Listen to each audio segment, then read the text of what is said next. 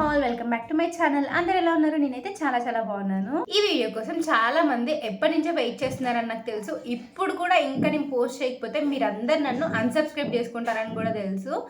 మీరందరూ ఎప్పటి నుంచో అడుగుతున్నారు కదా నేను ఏ హెయిర్ ఆయిల్ యూస్ చేస్తాను అనేసి. నేనైతే ఇంట్లోనే ఒక హెయిర్ ఆయిల్ ప్రిపేర్ చేసుకొని అది అప్లై చేసుకుంటాను. ఆ హెయిర్ ఆయిల్ నేను ఎలా ప్రిపేర్ చేసుకుంటాను అనేది ఈరోజు వీడియోలో చూపించేస్తాను.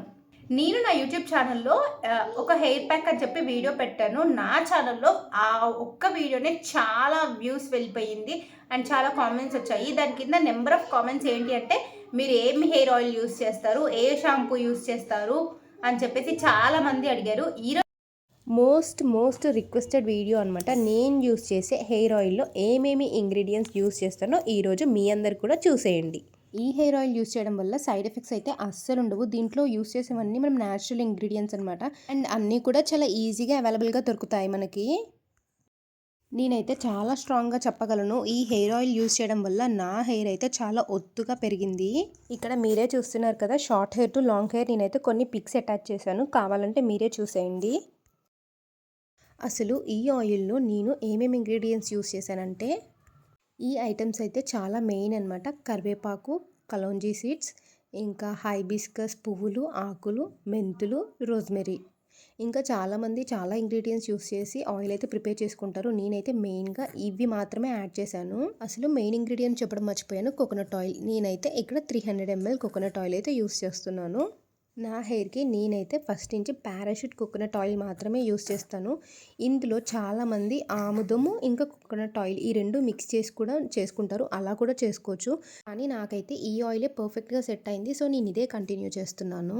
ఇప్పుడు చలికాలం కాబట్టి ఆయిల్ ఎక్కడైనా కానీ కొంచెం గట్టిగా అయిపోతుంది కదా. ఆయిల్ని అయితే నేను ఫస్ట్ ఒక గిన్నెలోకి మొత్తం అంతా తీసేసుకున్నాను.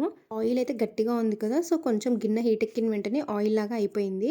ఇంకా ఈ ఆయిల్లో అయితే నేను ఫస్ట్ ఇంగ్రీడియంట్స్ చూపించాను కదా మీకు, మందార పువ్వులు, మందార ఆకులు, కరివేపాకు, రోజ్మెరీ, కలోంజీ సీడ్స్, మెంతులు. ఈ ఇంగ్రీడియంట్స్ అయితే అన్ని 1 by 1 యాడ్ చేసేసాను. మీ దగ్గర అలోవెరా ఉంటే అలోవెరాని కూడా కట్ చేసి ఆ పీసెస్ని కూడా యాడ్ చేసుకోవచ్చు. నేనైతే అలోవెరాని ఎప్పుడైనా కానీ వీక్లో ఒకసారి హెయిర్కి పెట్టుకుంటాను కాబట్టి ఆయిల్లో అయితే యాడ్ చేసుకోవట్లేదు. ఈ ఇంగ్రీడియంట్స్ అన్నీ ఆయిల్లో యాడ్ చేసిన తర్వాత స్పూన్తో ఒకసారి కలిపేసుకొని మనమైతే దూరంగా ఉండాలి. ఎందుకంటే ఇవి అప్పుడప్పుడు పేలుతాయి అనమాట, సో కొంచెం జాగ్రత్తగా ఉండాలి. దీంట్లో డైరెక్ట్గా ఫేస్ పెట్టి చూడకూడదు. ఈ ఆయిల్ అయితే మొత్తం అంతా మనకి ప్రిపేర్ అవ్వడానికి ఒక 20 minutes పడుతుంది. అప్పుడప్పుడు ఒక్కసారి ఇలా కలిపేసుకోవాలన్నమాట. మీకు తెలుసా, రోజ్మెరీ యాడ్ చేసాం కాబట్టి ఈ హెయిర్ ఆయిల్ అయితే మంచి స్మెల్ వస్తుంది. ఈ రోజ్మెరీ వల్ల మనకి హెయిర్కి కూడా చాలా బెనిఫిట్స్ ఉంటాయన్నమాట. రోజ్మెరీ వల్ల మనకి హెయిర్ అనేది థిక్గా అవుతుంది, ఇంకా డాండ్రఫ్ లేకుండా చూస్తుంది. మెయిన్గా అయితే హెయిర్ సిల్కీగా షైనీగా అవ్వడానికి ఈ రోజ్మెరీ అనేది మనకి చాలా హెల్ప్ అవుతుంది. చాలామంది కలోంజీ సీడ్స్ దొరకవని చెప్పి స్కిప్ చేసేస్తూ ఉంటారు, కానీ ఈ ఆయిల్లో మాత్రం ఇది మెయిన్ ఇంగ్రీడియంట్. మెయిన్గా ఈ సీడ్స్ అయితే హెయిర్ ఫాల్ని తగ్గిస్తాయి, హెయిర్ గ్రోత్ని పెంచుతుంది. అందరికీ ఇప్పుడు గ్రే హెయిర్ అయితే వచ్చేస్తుంది కదా, ఈ సీడ్స్ వల్ల గ్రే హెయిర్ కూడా రాదు. ఇంకా మన స్కాల్ప్ని చాలా హెల్తీగా ఉంచుతుంది. సో కలోంజీ సీడ్స్ని మాత్రం అస్సలు స్కిప్ చేయకండి. బ్లింకిట్ ఆర్ జెప్టో దేంట్లో చేసినా కానీ మీకు ఒక 10 minutesలో మీ ఇంటికి వచ్చేస్తాయి.